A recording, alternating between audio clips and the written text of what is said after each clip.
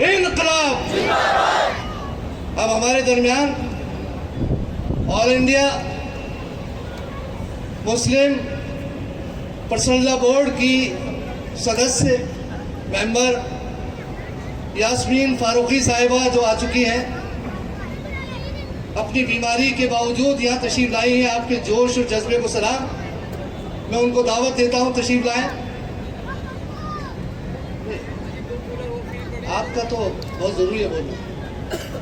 तो इनके लिए, क्योंकि ये मेंबर हैं मुस्लिम पर्सनल लॉ बोर्ड की, इनके लिए ज़ोरदार तालियां। आप आए, आप कम बोलेंगे लेकिन इनका बोलना बहुत ज़रूरी है।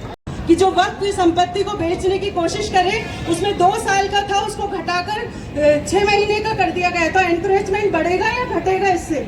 ये पूछने, ये काला कानून है, बिल्कुल सोची समझी साजिश है जो एक धार्मिक नजरिए से डिस्क्रिमिनेट किया जा रहा है। आप चाहो जहाँ नाचो, आप चाहो जहाँ अपने जुलूस निकालो, लेकिन एक मुसलमान शांतिपूर्वक तौर पर अपनी नमाज भी अदा नहीं कर सका। ये कौन होते हैं तय करने वाले कि हम क्या खाएं, क्या पहने और हमारी मस्जिद मदरसों को किस तरह चलाएं, हमारी संपत्ति का हम क्या करें? ये किसी को अधिकार नहीं है। संविधान में आर्टिकल 300A जो संपत्ति का अधिकार देता है कि हम अपनी संपत्तियों को वक्फ करें, वो किसी को भी दे सकते हैं, हम मदद के तौर पे भी दे सकते हैं। तो ये पूरी तरह एक सोची समझी साजिश है। लेकिन बात जुडिशरी में भी स्प्लिट होना आना चाहिए। वक्फ बिल के बारे में हालांकि बहुत लोगों ने बता दिया, बहुत लोग बता रहे हैं। मैं खास बात आपसे कहना चाह रहा हूं कि ये वक्फ का जो मसला है, ये मसला सीधा का सीधा हमारे संविधान से जुड़ा हुआ है। ये मसला संविधान से जुड़ा होने के नाते सिर्फ मुस्लिम्स का नहीं है।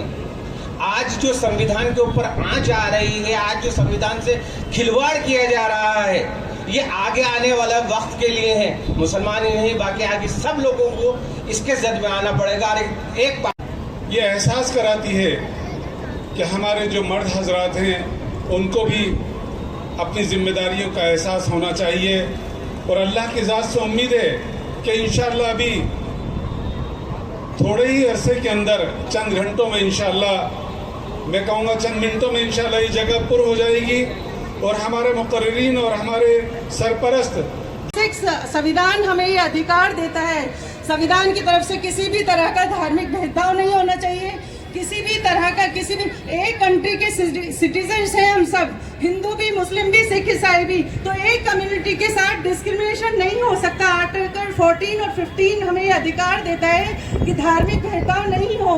तो फिर किस तरह 26 हमें ये अधिकार देता है संविधान का कि 14 और 15 तो डिस्क्रिमिनेशन रोको, किसी भी नागरिक के साथ डिस्क्रिमिनेशन ना हो। तो फिर ये कानून में क्यों डिस्क्रिमिनेशन किया जा रहा है? सिर्फ एक ही कम्युनिटी के कमेटी को और उसके मैनेजमेंट को कैसे खराब किया जा सकता है? हमें जरूरत महसूस करनी चाहिए। मैं तो गुजारिश करूंगा कि हमारे भाई जो जिनको कोई काम नहीं है, सामने खड़े हैं, वो यहाँ आकर के बैठ जाए और बाद में कोई जरूरत हो तो फिर आप उधर चले जाए। तो आने वाले दिनों में वक्त बोर्ड को भी वापस लेना पड़ेगा, वक्त बिल को, वक्त कानून को भी वापस लेना पड़ेगा। और आप देखेंगे ये होगा। लेकिन बस यही बात है कि कंधे मजबूत रखिए, जनता को जमीन पे खड़ा करते रहिए। अंत में सर गिने जाते हैं जमहूरियत में। और आप जो संघर्ष कर रहे हैं, आपको हमारा सलाम, आपका बहुत बहुत धन्यवाद।